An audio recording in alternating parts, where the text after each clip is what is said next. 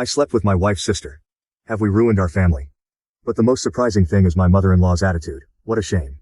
I'm Alex, 28 years old, and I've been living in a haze since my wife, Sarah, passed away from cancer 2 years ago. We met when we were just 15, and she was not only my partner but my best friend. Losing her felt like losing a part of myself, and not a day goes by that I don't miss her deeply. Life has been tough without Sarah. Most days I feel like I'm just going through the motions, trying to keep up with my job at the local bank, where we both started working right out of college. It's a place full of memories, as Sarah used to drop by my office to have lunch together. Now lunchtimes are the hardest part of my day. I often find myself eating alone at my desk, avoiding the break room where we used to laugh and share our plans for the future. I've been dealing with a lot of depression since she died. It's like a cloud that hangs over everything I do.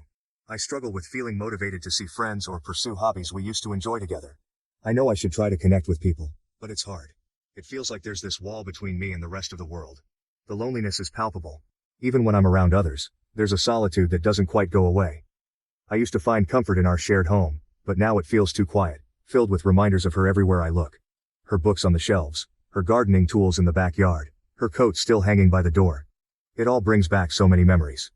Since Sarah passed away, my life has felt incredibly empty, but there's been one constant that has helped me keep it together. Emily, Sarah's younger sister. We've always been friendly, but we became truly close after Sarah's death. Our relationship is based purely on friendship, and the mutual loss we feel. Emily has been more than just a sister-in-law. She's been a rock for me in these turbulent times. We started spending more time together because it seemed like we were the only two who could truly understand the depth of each other's grief. Our get-togethers are usually simple. Watching TV, talking, sometimes just sitting in silence, each lost in our own memories of Sarah. These moments mean a lot to me because Emily never pushes me to move on, or get over the loss. She knows, as I do, that this is not something you get over. It's something you learn to live with.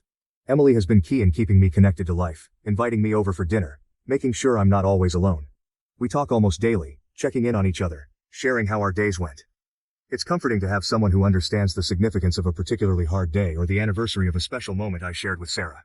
There's nothing romantic in our relationship. It's a deep familial bond forged through shared pain and the love we both had for Sarah. My relationship with Sarah's parents has also grown stronger since her passing. They've been incredible, reaching out to make sure I'm not just wallowing in my grief alone. Since I lost my own parents in high school, Sarah's parents have stepped into that void somewhat, and this has only intensified since we lost Sarah. They invite me to family gatherings and make it a point to include me in all major family decisions, just as they would their own son. These interactions are a balm to the loneliness that tries to engulf me. Family dinners at their house are often bittersweet.